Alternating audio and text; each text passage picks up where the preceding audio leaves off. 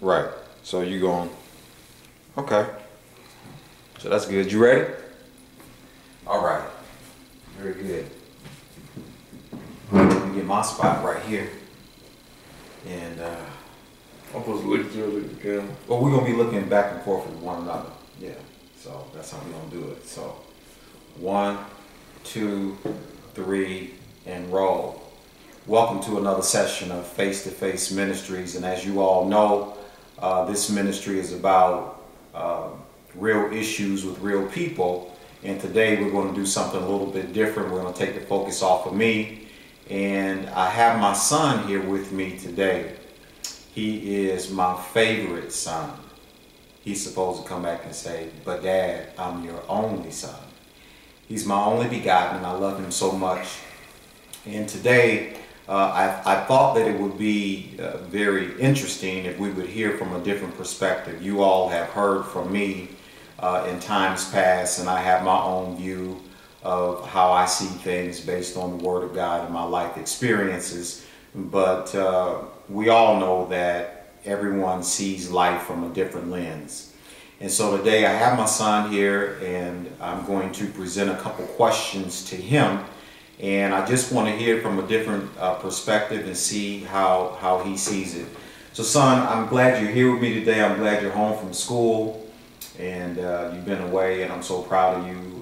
You just growing up and being just a wonderful young man, and I just want you to know that I'm really proud of you. I really am. Appreciate it. But you know, as we journey through this thing called life, we're all challenged with different things. And you know, you are a 20-year-old man now, about to be 21 years of age, and you have, you know, graduated from high school. You're into the whole college thing now. But just looking back on your life and looking at the present situation that you deal with on a day-to-day basis, what would you kind of chalk up as being some of the major challenges that we face as a people, or that you face, or that the folks of your age, maybe even African American young men, that they face today, that you feel that's a real challenge and something that needs to be addressed?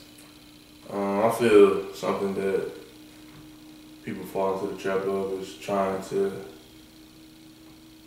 not be into a certain group, or trying not to be something that they're not, or people are trying to be something that they're not. People are trying to watch the images that they see on TV, or they see like on Twitter or whatever, and they want to relate that to their life when it's not specifically destined for their life. It's like, okay, well, this is working for their life, for this person's life, but it may not be working for your life. People feel like they try to like incorporate everybody else's ideas and views into their own views, and it's not necessarily their own mind.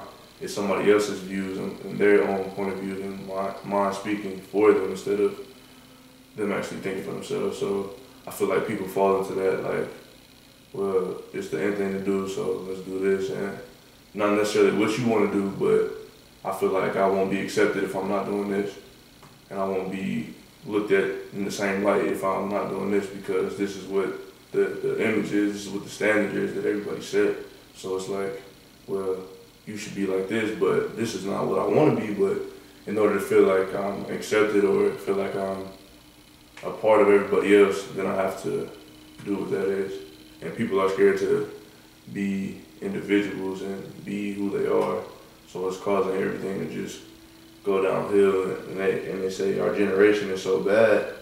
It's not necessarily that it's bad, it's just that things are happening, and it's like every generation has that phase, and it's just our phases are different. It's like things that we want to do are different than what people that are older, or things that in your generation or people other generations wanted to do is different, and they don't. It's like not necessarily. It's a growing stage, and I think people realize it like as they get older.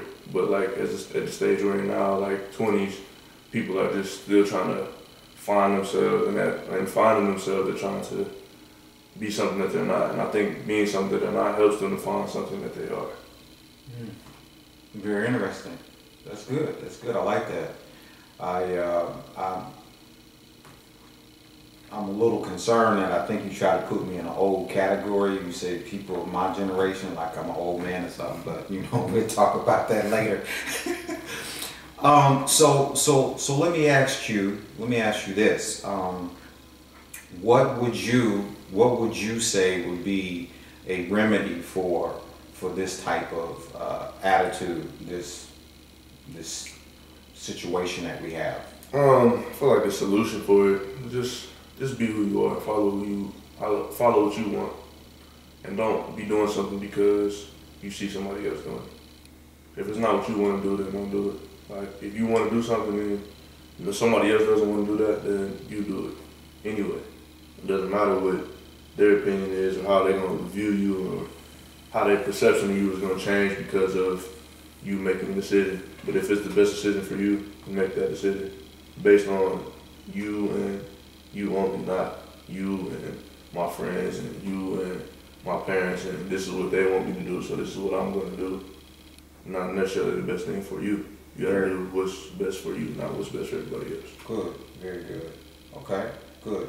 Well, that helps me to segue into my next question for you, because I think it is important that we remain who we are. We maintain our individuality. I think that's very important, because you're right.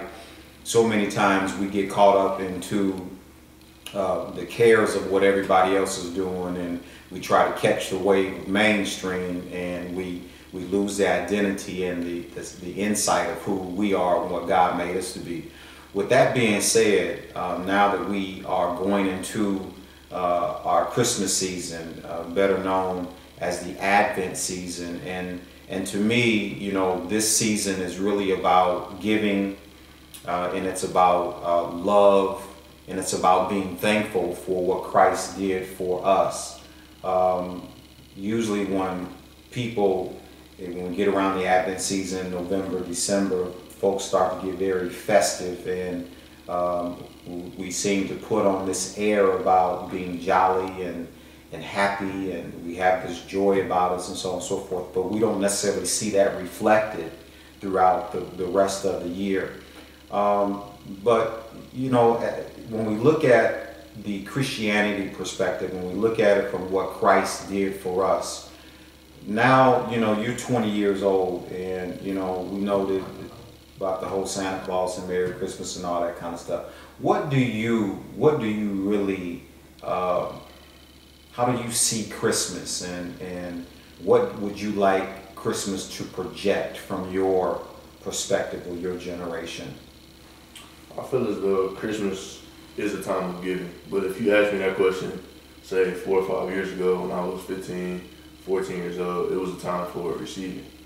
I was looking for, you know what I'm saying, what kind of gifts I'm going to get, what I'm going to have underneath the tree, what it's about me. It wasn't about like, okay, well, I'm gonna give somebody a gift, but I wanted to know what I was getting. But it's like over time now, like me getting a gift doesn't matter to me. The value of a gift is less important because I realize the value of other things that Christmas brings. And like Christmas brings, I mean, it's about Christ and everything that He's done for us, but I feel as though it's like a time for people to come together and realize that it's a special time, and it's time for you to be with one another and enjoy just being with family, because family's not gonna always be there. People come and go all the time, and you never know when people is gonna come. You never know when people are gonna go. So it's a time where you appreciate everybody and be thankful for what you have, not necessarily wanting more things, but just being content and being able to look back and be like, well, my life is here.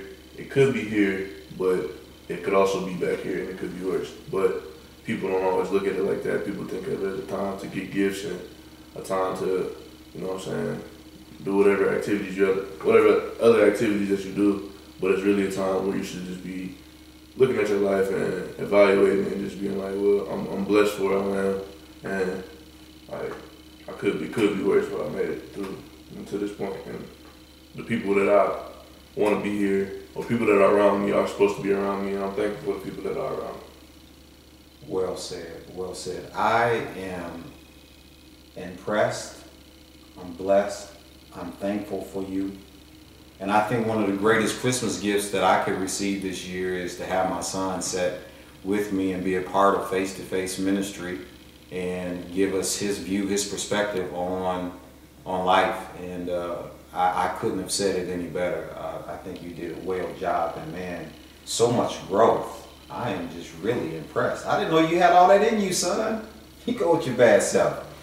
Thanks again for being on Face to Face, and we look to have you again to give us some insight and to share, your views and your perspectives with us. They were most received and respected. Thank you so much. No problem. Until we meet again, this is Face to Face. Be blessed.